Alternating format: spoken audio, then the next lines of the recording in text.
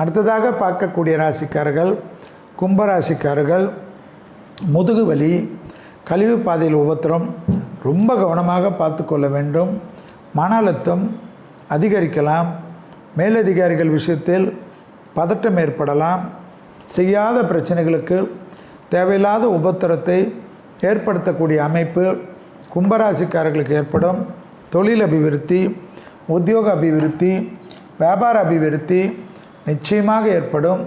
தொழிலில் மாற்றங்கள் வந்தால் எடுத்துக்கொள்ளுங்கள், அதில் வேண்டாம் என்று சொல்லாதீர்கள். உடனிருந்து சதி செய்பவர்கள் தேவையில்லாத பாதிப்புகளை ஏற்படுத்தலாம். சுபவிரய பிராப்தம் ஏற்படும். வரவுக்கு மீறிய செலவுகள் காணப்பட்டாலும் அது சந்தோஷ செலவாக காணப்படும். பிள்ளைகளுடன் இருந்த பாதிப்புகள் பரிபூர்ண நிவர்த்தி ஏற்படும். யோகத்தை அதிகமாக பெற்றுத்தரக்கூடிய அமைப்பு கண்டிப்பாக கும்பராசிக்காரர்களுக்கு ஏற்படும்.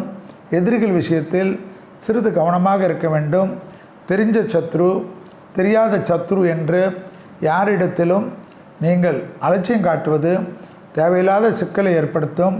ஞாயிற்றுக்கிழமை பெருமாள் தாயார் வழிபாடு, அனுமன் இருக்கக்கூடிய கோயில்களில் தீபம் கொடுப்பது பெரிய வெற்றியும் பெரிய சந்தோஷத்தையும் கொடுக்கும்.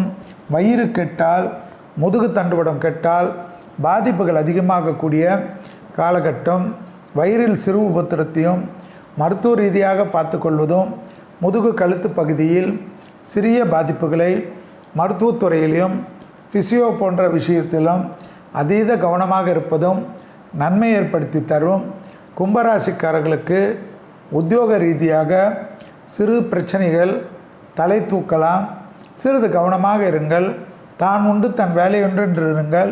உணர்ச்சி வசப்படுவதை தவிர்த்து கொள்ளுங்கள்.